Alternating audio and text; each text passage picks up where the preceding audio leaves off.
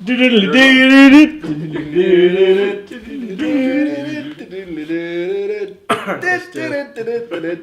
do this. Alan. Shit, I missed it. So hello and welcome to Secret Vlog X, the internet anime discussion show that someday hopes to have a regular release schedule. Joining me this time are... In the blue corner, Callum. In the shite corner, Mike. In the beige corner. Sorry, we've been drinking. And I'm Alan, your reliably sober host. So in this... now... Fuck off! That's got nothing to do with you having a drink, that's just got to do with you being a dick. Alan, please continue on with that anime.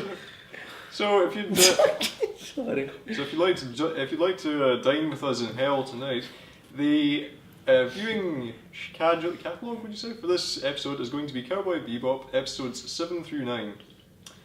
So without further ado, we would encourage you to watch along with us, and please post your thoughts, feelings, and interpretive dance moves as a video response to this one. You've had plenty of time to watch the still last have- episode. There you go, yeah.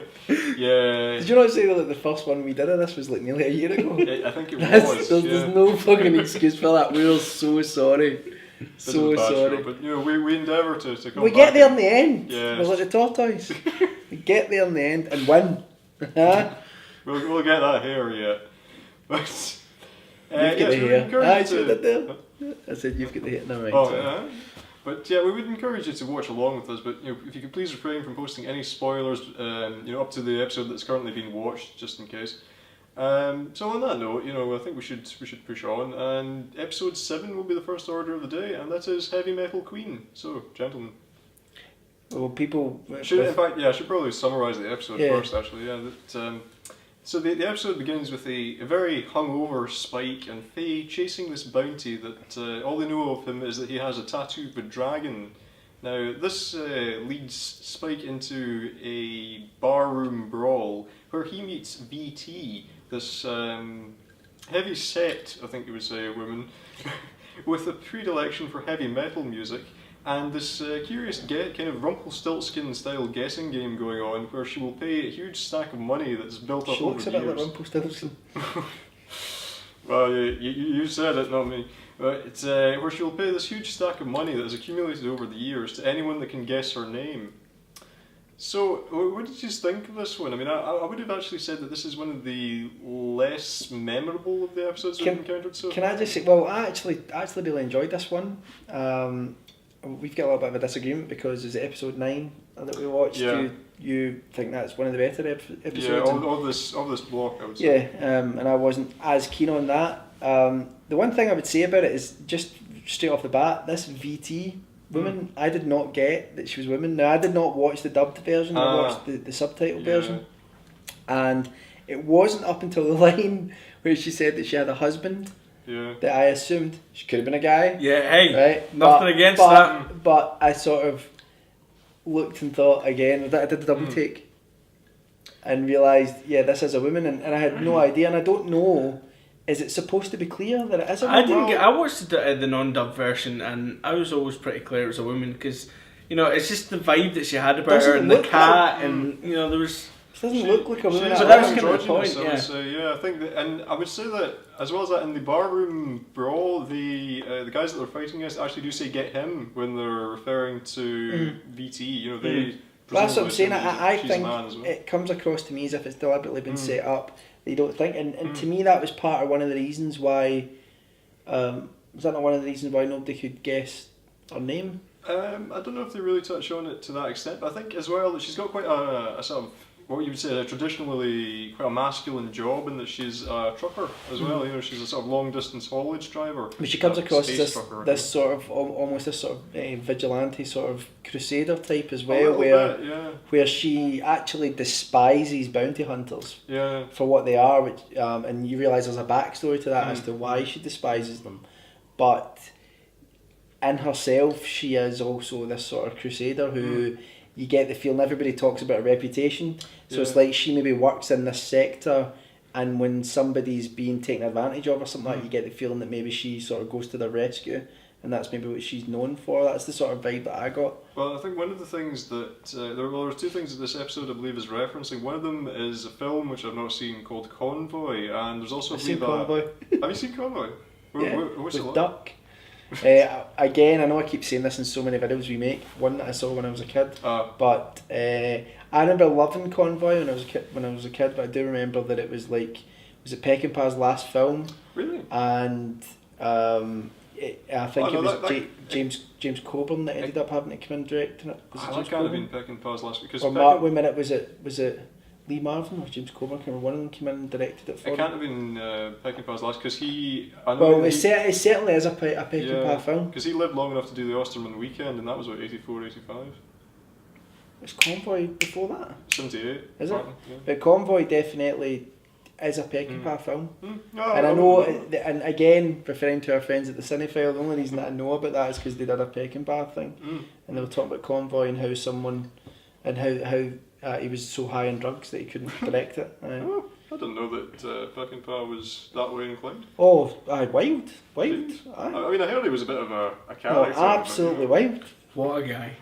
Absolutely wild. So anyway. Musically, significant departure from the rest of them. Another thing I was going to say. It's like something Baghdad is the main track that goes through it. I was meant to ask about it because I wasn't too familiar with the tracks that are being played here. Was that Ozzy at one point in the soundtrack? I thought there was a bit of Black Sabbath going on. No, I think it's all Yoko Kanno and the seatbelts that Really? did all the suffer. I don't think there's any outside music. I don't know if there's any outside music. Obviously, the heavy metal theme, they change stylistically, they change it, but it's certainly. It's the track's called Something in Baghdad, and that's the main track that goes through it. That wasn't that TV series with Whoopi Goldberg in the 1990s, was it? No, it wasn't. But yeah, there's no Celebrity Squares. the heavy metal thing significantly comes in over the rest of them, and that's kind of musically is one of the big departures. I mean, there's quite a funny scene in this, I think, when Spike and Faye are in VT's rig, if you like, and she's blasting heavy metal music, and both of them kind of hate it. Yeah, So, that's true. This has been a while since I've seen. This is the episode where it's the guys that are stealing the other. It's like they're stealing stuff off of rigs and stuff like or power or something. Well, I think it's that the guy they're chasing in this one, the bounty head, has hijacked a truck. Well, I don't know if he's actually hijacked or if he's just stolen this massive quantity of nitro explosives. It's like It's not the guys that are harpooning stuff, is it? I know. I think was that not the Sea Mouse episode? Yeah, he's just basically stealing this explosive material. Yeah, I think it's just that he's got this truck full of these little vials of nitro One thing I would say though is that it's very, very, very standard sci-fi affair, and that in a lot of television series, like Star Trek for example, you have episodes where there's like the idea of sort of going into asteroids, and I think especially the sort of getting trapped inside the asteroid and all that, that's something that you do see they do become quite. trapped in there's an abandoned mine that they're why there's no Scooby Doo villain in there I don't know, it's an abandoned mine. But you do see it happen quite a lot. But I mean, I'm surprised that you say that it's not memorable really, because I think VT herself is a memorable character. Because I wondered if she was going to become part of the crew. That was the feeling that I got while I was watching it. That I would have thought been quite interesting. she's maybe going to, because the way they focus on her character, I think they focus on in a way that to a degree that they've not really so much on the other periphery characters that haven't become part of the crew. It's the thing about Bebop that you can never quite work out if it's a strength or a weakness, and as far as they bring in a lot of very good characters and then cast them adrift. Yeah, and they don't really return. And you can't quite work out whether it's a strength that they're able to write so many good characters that they're able to discard them, or whether it's a weakness, the fact that they create a good character and then... But do you not feel that maybe some of these characters, maybe in subsequent series, would have come in? Possibly. They only intended to ever have the one, didn't they? Well, because it's a pretty penultimate ending. Yeah. Well, don't ruin it. I haven't seen it, but it doesn't really come across as something which is finite. I mean, it comes across as something which is very episodic to me. Rumour has it'll come back, isn't it? Yeah. I mean, it's one of these things where I think it's never never say die. I mean, I think it could still be done. Do we have anything else on this episode? Not really. It was good. It wasn't the best episode by any stretch, but I enjoyed it, and I enjoyed getting back into it because it had been a while since I'd watched any. Because I'm not trying to skip ahead. I'm trying to do them as we are doing these episodes. So did you enjoy it more than an episode of Columbo? Well, if you put Peter Falk playing VT, it would be. Then quite bizarre. I would have. That's one good-looking woman. Yeah. It's just one more thing. No, but no, I think you're right enough because I could have. I don't think it's a huge spoiler to say that VT is just a character purely for this episode. But I think you're right enough in that if she had come back, I think I would not have minded that. I think she might have been an interesting addition to the. Like as an ally down the line or something like that. Like and one last thing that I did like was that. What I do like about Bebop is that when you're talking about the characters that are brought in and then they just cast them aside, it creates this rich tapestry within that world. It creates such a depth to it that you feel there are not just with the crew of the Bebop, but there are all of these adventures and strange things going on throughout this universe. And I think you get that with the VT character, and when she talks about her husband and the drink that Spike was drinking to cure his hangover, and that you actually get the impression that he got that from him. Yeah. You know, because he was a legend or whatever, you know, or famous. It's got that depth that's lacking in shows like Firefly, isn't it? We've talked Next about episode. the character. So moving on, episode 8 is Waltz for Venus? Waltz for Venus? Yeah, I think so. Waltz for Venus. In this episode, after almost I would say inadvertently foiling a plane hijack, Spike and the crew Spike particularly becomes involved with a young man called Rocco, who is a sort of petty thief who has stolen this incredibly valuable plant. Now, the reason he's done this is that he wants to sell the plant to, save his, to get the money to pay for not a life-saving operation, but an operation for his sister that will reverse her blindness. So, in a way that sounds a little bit kind of like a sort of... Is it to do with an illness that's in Venus, something to do with Yeah, it, and it only affects a certain number of people? Yeah, I think it's spores in the air that are causing this. And it caused her to go blind. It costs a huge amount of money to cure this. So, it's maybe a little bit of a kind of stock thing going on, that we've got the kind of good-hearted thief with the sort of pure intentions, but, Yeah, I found it very reminiscent of the episode with the red eye stuff.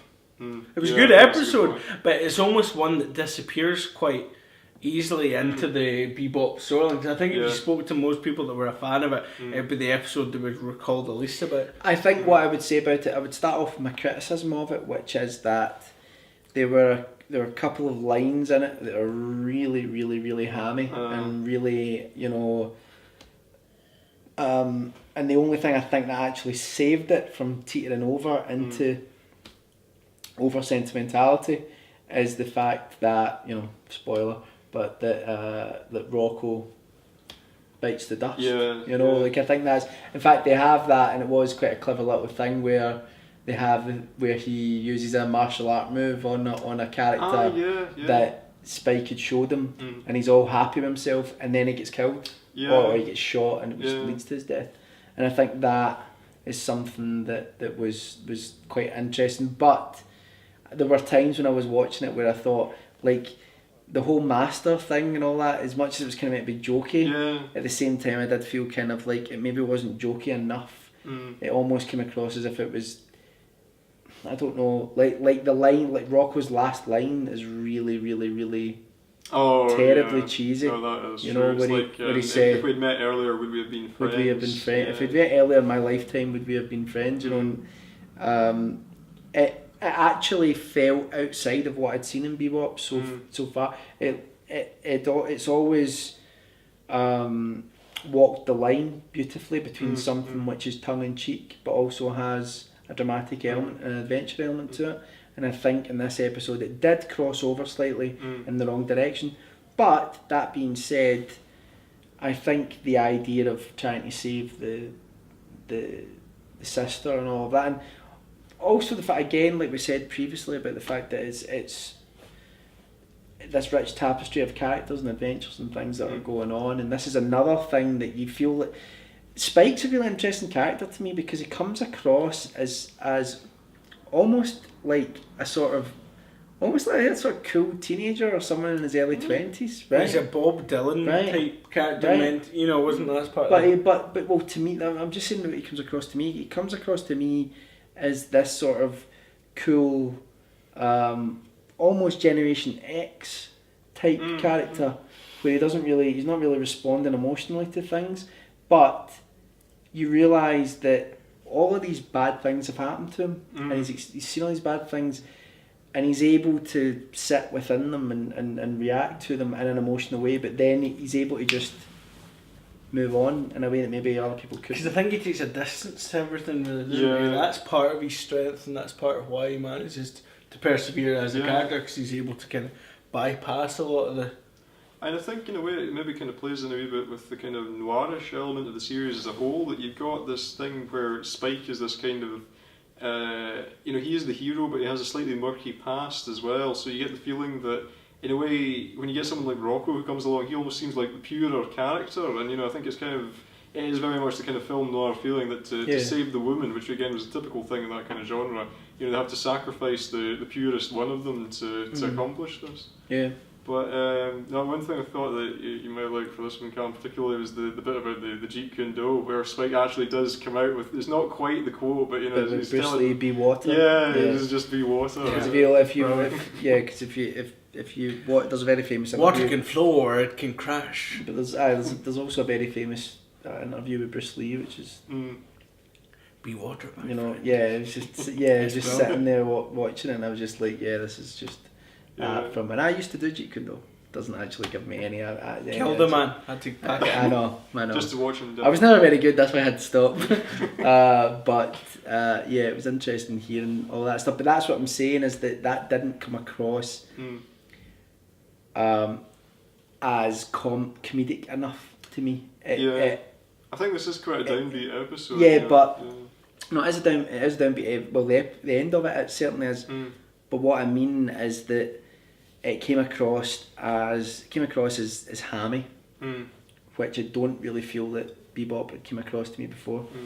In that way, it always sort of tread that line really well. This time it sort of fell on the other side of it. But I still enjoyed the episode. Still enjoyed it. I thought it was quite interesting that when they're doing the Jeet Kune Do lesson, that Rocco and Spike do their fighting moves in the little grassy bit outside the airport. It's just like nowadays, can you imagine doing that? Like, we're outside an airport, let's do some martial arts. And shouting about bombs.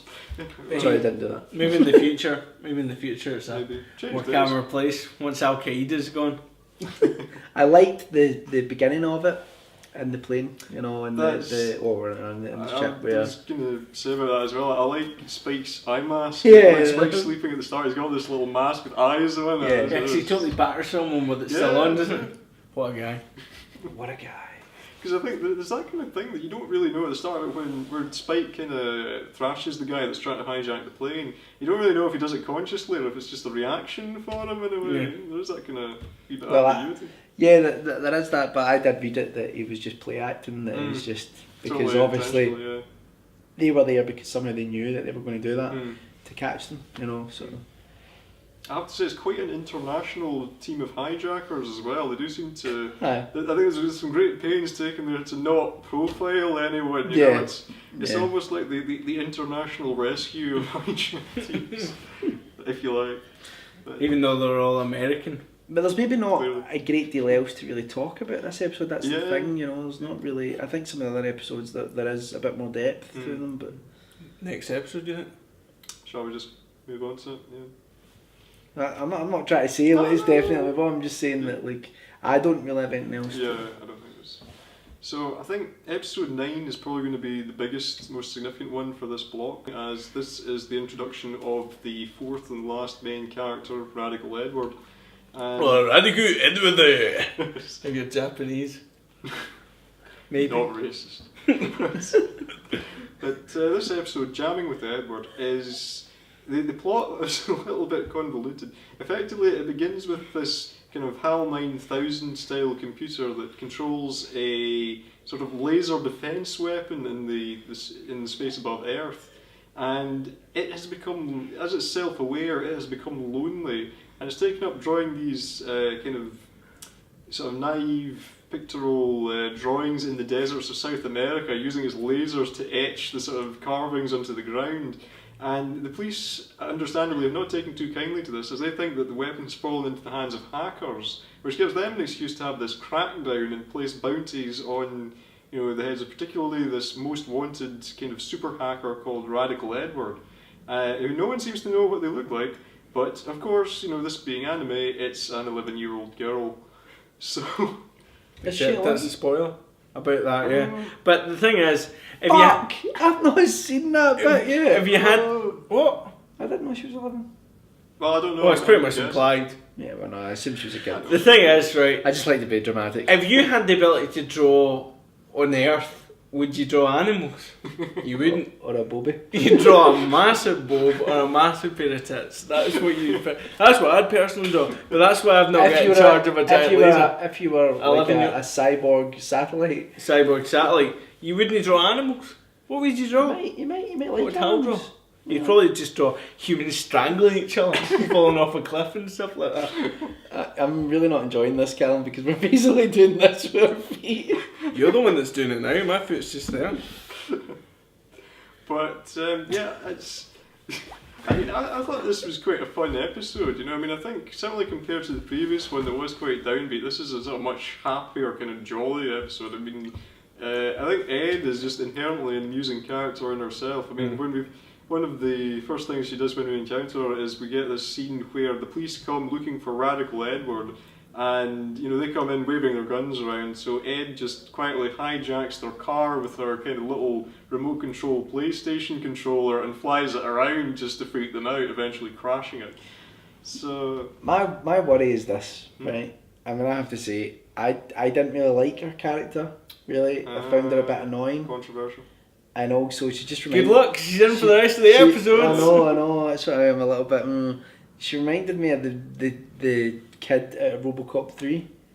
The one that's going about with a little keyboard. Now, surely you see that. Yeah. Surely you see that, and I don't know, maybe it's that we watched the dub. We watched the English dub. The Japanese one isn't quite as annoying, but it's still quite high pitched.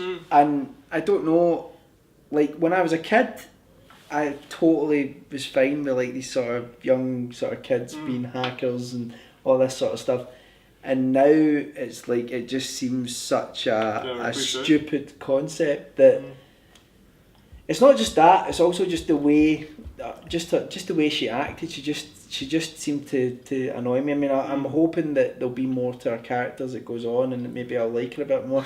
So you're thinking as it, so I didn't find it. Do you know what I'd equate it to as well? It's like I loved Thundercats when I was a kid, right? Loved Thundercats. But I would quite happily have shot Wily Cat and Wily Kit into the sun, right? Along with Snarf, right? But she acts exactly like one of them, and I that just bugs me a little bit. It's not. And as much as you were Kane and Firefly earlier on, which I've always said that obviously I think was quite heavily influenced by Cowboy Bebop. You've got the younger character in that, maybe not quite as young. You're talking about Kaylee? Right. No. I'm talking about Summer Glau's character, River. Right.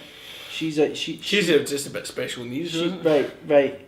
But she does sort of silly, wacky things at certain things throughout the series and in the film. But there's more to it than that, and so it doesn't bug me the same way. Whereas I think this girl, there's nothing to her. She's just annoying. She was my least favourite character in Firefly, I have to say. Yeah, but we're not talking about her. Like, I'm just saying that I think there was more to her. There was more to her. I'm saying that I think if you're just if you are looking at Cowboy Bebop, I've loved all the characters so far. To me, this is like, hey kids. I wouldn't quite go that far, but well, Callum, you were saying this was the first time you'd actually seen the dub for... this is the first time I've seen the dub. How did you find it? I love how you're papering over the fact that I just said that. Well, that doesn't really matter. No, very good. Not allowed to criticise. The dub was... I didn't enjoy it that much. I thought it's relatively well done, but it's maybe because I've been so used to the Japanese voices that I don't... Yeah. I don't quite get it, and I think Edward's quite different in the Japanese dub, but she's almost kind of so similar to other Japanese characters, that kind of high pitched, fast talking thing, that you don't really differentiate her from any other character, so it doesn't really annoy you. They're not stand out. Whereas I think in the dub, it's very obvious that Edward's is kind of an annoying character in the dub. So I can see where you're coming from. Can I say something though? Like, sure. Right, yeah. One of the films we did on Double Feature was The Girl Who Leapt Through Time. Right, which I absolutely adore. I think it's an absolutely fantastic film. And the main character in that is a young girl who's a bit quirky, a bit wacky, and a bit sort of has this maybe similar sort of voice in a way, like she's similar in that sort of way. But yeah, love that character. But this one just if you compare them, I think it's just because there's nothing else there. I think that's what I have a problem. Well, it does come later on. It does prove herself to be quite a useful character, but I can I'm see sure she where, will I can be see because where she's you the- get that because, kind of because she's kooky the, part. she's the of it. wacky internet expert kid, and to me that's a little bit. To me, watching so many films in the 80s and 90s, that's a cop out. Jurassic Park. I can all of a sudden hack into, you know what I mean? It's, okay, so let me put forward a question to you. If you could have any of these three characters on the ship, right? Of course, there's Edward, right? It's your choice. Your other option is Jeff Goldblum from Independence Day, and your third option is Neo or Mr. Anderson from Matrix. Which one of them would you have on the ship? Would I have Jeff Goldblum for the banter? For the banter, with his IBM ThinkPad hacking into the mothership. But at the end of the day, that's pretty preposterous as well. But is it? At the same time, he's an adult. So that makes it also, less preposterous. Yeah, of course it is. Because he's because he's an adult and he's obviously more. He's obviously more experienced. Kids, don't try and do anything because you'll just be shy until you become an adult. You're just fucking but rubbish. my whole point is that there are examples of kids that are like that I like. You know, best example of it is Explorers. That's one of my favourite films from the 1980s, and one of the main characters in that is a computer genius who helps build a fucking spaceship. Right now. What I'm saying is that within the correct context that works, but I think in the context of Cowboy Bebop it doesn't. I don't know. I mean, maybe it's just because I've seen this kind of character archetype done much worse than it has been done here. I really didn't mind it. I didn't even mind the English voice for her. I mean, I thought, even her she often speaks in kind of ellipses. She has these kind of weird poetic lines that she comes out with. I'm sure she won't bug me to the point where I won't be able to enjoy the series, but it's. I mean, that's only one episode that I've seen of her. I just didn't take to her right away. That's all. No, I can see what you mean because she is quite high pitched and she does have the kind of, particularly in the kind of English dub, there is that kind of element there that's just a bit kind of like just a bit much. But that's fine. That's fine if you can't. If you'd rather watch the Goonies, that's fine. Oh, well, I would rather watch the Goonies, but that's not the point. That's just because I love the Goonies. No, I love Cowboy Bebop as well, but like I'm just saying that I think in certain circumstances that character works. I think in others it doesn't. And here it's so far, but it's only one episode in. It's like people who couldn't stand Wesley Crusher in Star Trek: The Next Generation. Shut up, Wesley. They loved The Next Generation. Loved it. Absolutely loved it, but they couldn't stand the Wesley Crusher. Even Will Wheaton, the character that plays him, says that he doesn't really work in a lot of ways. And I'm just saying that is that sometimes you can have something that's great, but one character doesn't work. And within that one episode, it didn't work for me. But maybe it'll work in other episodes. See, I guess. And one thing before we run out of time, I was going to say is that this is kind of a difficult one because it might spoil things for Mike. But don't. No, I'll try. No, don't try. Just don't mention anything that happens later in the There's this little exchange between Jet and Faye where, when they're looking for Edward at first, they're trying to think what Edward would be like, and Faye makes a comment about, how she thinks Ed is probably some smelly some sort of otaku basement dweller with smelly feet. And Jet says something to the effect of, maybe that's what it was like when you were young. And I don't know, Callum, you've seen it before. Did you get a feeling that there might be a wee bit of foreshadowing here without kind of tipping the hat anywhere to Mike? Well, don't. Just don't. Yeah, Why is he doing this? What's the point? Okay. I'm not going to comment because Michael I've not is seen throwing it. a fucking straw. I'm throwing a straw. I've not seen it. Okay. We'll leave that one alone. And Bruce Willis is a ghost. Yeah, dick. Prometheus isn't that good. No! Don't tell me about Prometheus. So yeah, I mean, I think other things that I could pick up from moving on a wee bit from just Ed bashing. See what I did there? That I mean, what did you think of like the kind of background building in this episode? Because there's significantly, I think this is the first time we've actually seen Earth in Cowboy Bebop, and it's quite a sorry state of affairs that now we've got. Thanks to a slightly unexplained gate accident, we've now got these constant meteor showers on Earth that are flinging rocks down, and all the people have been forced to live underground. I mean, Well, it threw me because we watched this one together, and I said to you, I think my first reaction was that Earth? Yeah. Who did that? It's quite an interesting wee bit of world building, that. I think it's because it's terrible, but you watch these things and you kind of think of it being sort of Earth-centric, and then you sort of realise that, well, Earth's this planet that maybe everybody came from originally, but it's buggered. So, but they did say in it that people live underground, don't they? Yeah.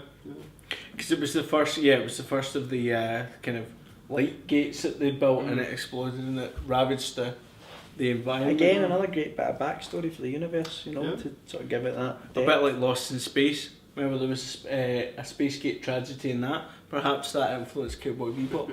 Perhaps it didn't. Could be controversial. I liked Lost in Space, the film. Oh, That's controversial. A lot of people hate it. You love Matt LeBlanc though. You said he was the best actor. Who's Matt LeBlanc? Matt LeBlanc. You said he was. Matt LeBlanc. You said he was Matt LeBlanc. Fucking Brilliant. Anyway. Yeah, I mean, as well as that, I think another little just interesting throwaway details. They get the psychic on the TV, the Yuri Kellerman, which I think is kind of a strange one because I mean, you think when you see the name, you think it's obviously a kind of throwback to Yuri Geller, but certainly in the English version, they play him as an impersonation of Peter Lorre. Yeah, it does sound very much like. It's kind of a strange wee thing, but yeah. Well, Peter Lorre was this sort of creepy character in a lot of the films that he was in. I don't know whether there's maybe meant to be any kind of physical resemblance to him. But I kind of felt as well though that the satellite character, in it, that there wasn't really. I felt like again, and maybe that's the reason why they veered away from it, because there's maybe been a little bit too many episodes that have had that sort of pathos in it.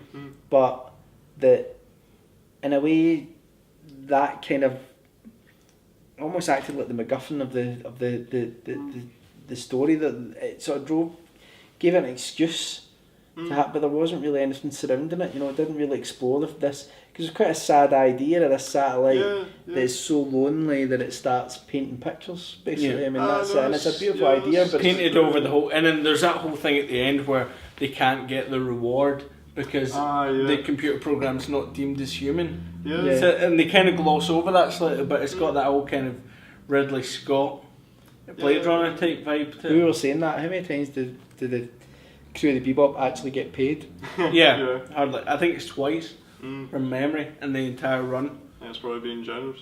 Yeah. So once. I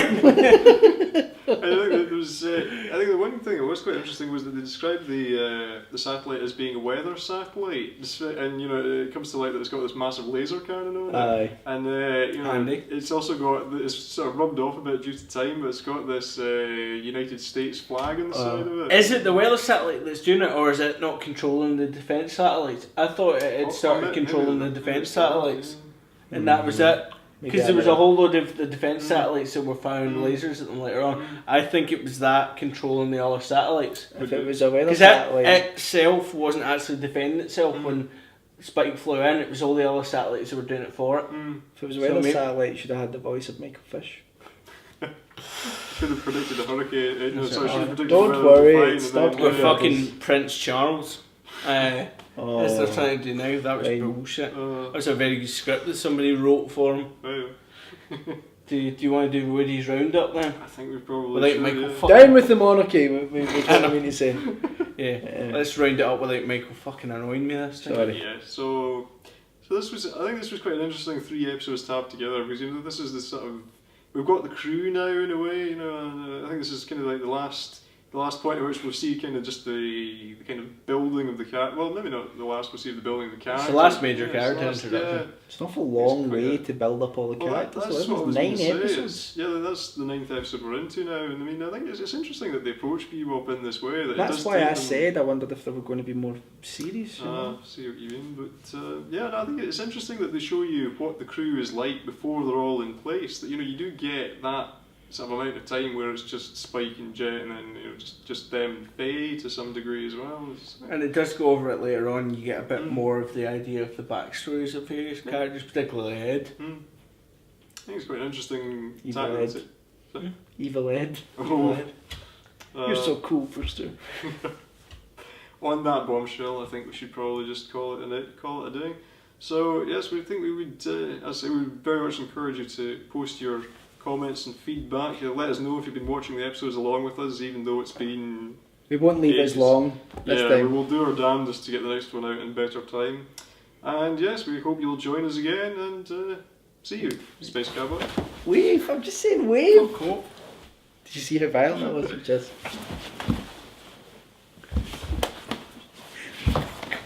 Right, okay. That's enough. Good talk. I'll see you out there.